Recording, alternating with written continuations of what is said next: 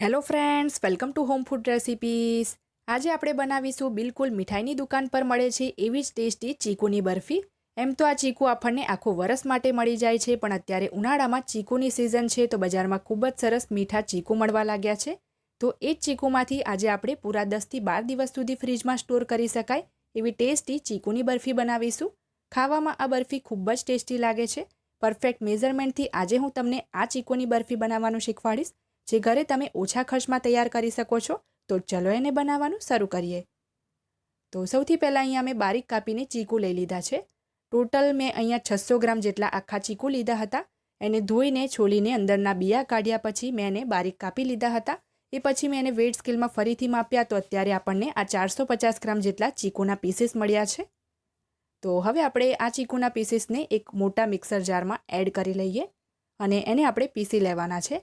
પણ ધ્યાન રાખવું કે ચીકુને પીસવા માટે આપણે કોઈપણ જાતનું દૂધ કે પાણીનો યુઝ નથી કરવાનો, એમનેમ જ આપણે એને પીસીશું.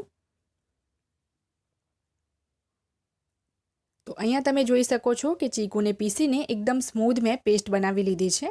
આ પેસ્ટ બિલકુલ પણ ગગરી નથી રાખવાની. તો હવે આપણે બરફી બનાવવાનું શરૂ કરીએ. તો ગેસ ઉપર મેં એક કડાઈ ગરમ કરવા મૂકી દીધી છે. એમાં આપણે અડધો કપ જેટલી ખાંડ ઉમેરીશું. 100 ગ્રામ જેટલી આ ખાંડ છે. ખાંડ જે છે આનાથી વધારે હું નથી લેતી, કારણ કે ચીકુ પણ ખૂબ મીઠા છે અને પછીથી પણ આગળથી એમાં મીઠાશ આવશે. તો જે ચીકુનો પલ્પ આપણે બનાવ્યો હતો એ આપણે બધો જ એમાં એડ કરી દઈએ. ખાંડ અને ચીકુના પલ્પ બંનેને આપણે બરાબર મિક્સ કરીને મીડિયમ ફ્લેમ ઉપર ખાંડનું બધું જ પાણી બળે નહીં ત્યાં સુધી અને મિશ્રણ જે છે આપણું એકદમ ગાઢું પેન છોડે નહીં ત્યાં સુધી એને કૂક કરવાનું છે. ટોટલ જોવા જાવ તો આ પ્રોસેસમાં આપણને 7થી 8 મિનિટનો મીડિયમ ફ્લેમ ઉપર સમય લાગી જશે. કન્ટિન્યુઅસ એને હલાવતું રહેવાનું છે, નહીં તો જે મિશ્રણ છે તળિયામાં ચોંટવા લાગશે. 7થી 8 મિનિટ કન્ટિન્યુઅસ હલાવતા રહીને મેં આ મિશ્રણને કૂક કર્યું છે અને તમે જોઈ શકો છો મિશ્રણ ગાઢું પણ થઈ ગયું છે અને કલરમાં પણ ડાર્ક થઈ ગયું છે. તો હવે આપણે એની અંદર 300 ગ્રામ જેટલો મીઠો માવો એડ કરીશું, જેને અહીંયા છીણીને ઉમેરવાનો છે. અહીંયા મેં મીઠો માવો લીધો છે એટલે ખાંડ અહીંયા મેં 100 ગ્રામ જ લીધી છે. જો તમે મોડો માવો લેતા હોય તો ખાંડ તમારે 200થી 250 ગ્રામ જેટલી લઈ લેવાની છે. ચીકુ કેટલા મીઠા છે એના ઉપર પણ ખાંડની જે માત્રા છે એ ડિપેન્ડ કરે છે. તો સરસ જે માવો છે એને આપણે બિલકુલ પણ ગાંઠ ના રહે એ રીતે થોડું સ્પેચ્યુલાથી મેશ કરતા રહીને ચીકુના મિશ્રણમાં મિક્સ કરી લેવાનું છે. તો જો તમને વચ્ચે આમાં જરૂર લાગે તો થોડું તમે એમાં ઘી પણ એડ કરી શકો છો. તો અહીંયા હું બસ એની અંદર 1 ટેબલસ્પૂન જેટલું દેશી ઘી એડ કરું છું, જેથી આપણું જે મિશ્રણ છે વધારે સૂકું ના લાગે. તો હવે આ મિશ્રણને આપણે બજાર જેવો કલર આપવા માટે થોડો એની અંદર ફૂડ કલર પણ ઉમેરીશું. તો બસ 2 થી 3 ચપટી જેટલો જ આપણે એની અંદર રેડ ફૂડ કલર ઉમેરીશું. તો આ ફૂડ કલરને આપણે બરાબર મિક્સ કરીને આ મિશ્રણ પેન છોડે નહીં ત્યાં સુધી એને કૂક કરવાનું છે.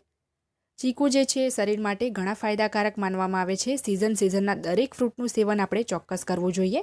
ચીકુમાં જે ફાઇબર રહેલું છે એનાથી આપણને પાચનમાં એટલે કે ડાયજેશનમાં હેલ્પ થાય છે અને કેલ્શિયમ હોવાથી હાડકાં પણ આપણા મજબૂત થાય છે.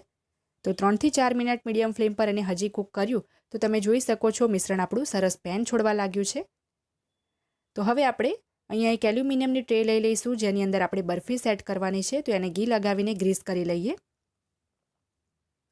તો આ રીતે ગ્રીસ કરી લઈશું તો બરફી જે છે સેટ થયા પછી સરળતાથી બહાર નીકળી જશે. અને હવે ગરમા ગરમ આ મિશ્રણને આપણે ટ્રેમાં એડ કરી દઈશું.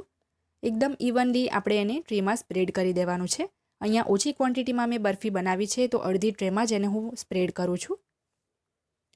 તો ફ્રેન્ડ્સ, ચીકુ જે છે એ ઘણા ફાયદાકારક હોય છે. કોઈ પણ ફ્રૂટ્સ જે છે ખાવામાં ફાયદાકારક હોય છે તો સાથે નુકસાન પણ કરે છે. જેમ કે ચીકુમાં ફાઇબર વધારે માત્રામાં હોય છે તો ઘણાને એનાથી ડાયરિયા પણ થઈ જાય છે. અને જો તમને ડાયાબિટીસનો પ્રોબ્લેમ હોય તો તમારે ચીકુ બિલકુલ ના ખાવા જોઈએ.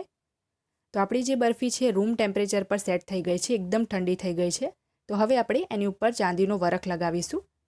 જે વરખ છે લગાવવો ટોટલી ઓપ્શનલ છે. જો તમને વેજ વરખ મળતો હોય તો જ તમારે લગાવવો, નહીં તો આ વરખને તમે સ્કીપ કરીને આ બરફીને ડ્રાયફ્રૂટથી ગાર્નિશ કરશો તો પણ એ સુંદર દેખાશે.